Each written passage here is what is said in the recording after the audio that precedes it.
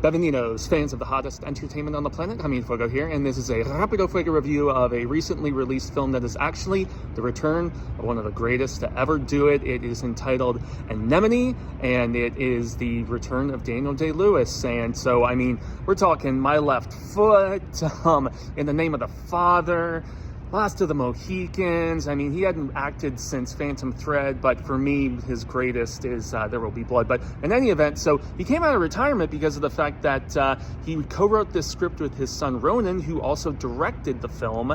And so I'm going to keep this as vague as possible because the film, while I found it powerfully effective, will definitely not be for everybody, because while it is a visual and a sonic feast, I mean, the score is tremendous and tremendously trippy at times as well. I mean, the shot selection that Ronan put together with his cinematographer in Ireland, where I'm assuming they filmed this, is absolutely gorgeous. It's also where the film takes place. And so I don't believe, from what I gauged, that it was modern day either. But so in keeping with that vagueness, you have Daniel Day-Lewis playing a character by the name of Ray, who has been living in isolation for 20 years in this very remote area. And Sean Bean, his brother Jim, comes to visit him because there is some urgent family business that needs to be attended to. And I'm going to kind of leave it at that because, you know, the reason the film may not be for everybody is because it is very vague initially and slow to reveal the nature of all the stuff that is going on, from explorations of conflict between Ireland and Northern Ireland, you know, which is honestly something that I do not know enough about to speak one way or the other. But I guess one of the gripes about the film would be the urgent nature of the family matter that is trying to bring Daniel Day-Lewis's Ray back home.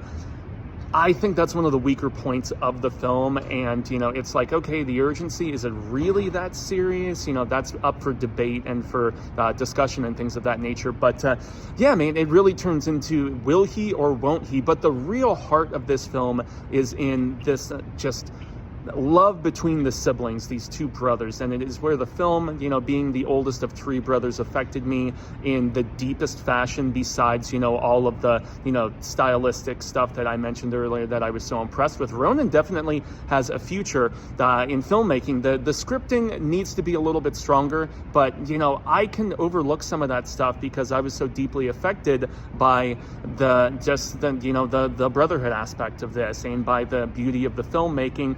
There are some odd editing choices at times as well. So, and the story can get a little bit muddy, especially with some character motivations. But as a whole, I was impressed with this, and from, you know, just, I guess, seeing that the apple doesn't fall that far from the tree as far as talent.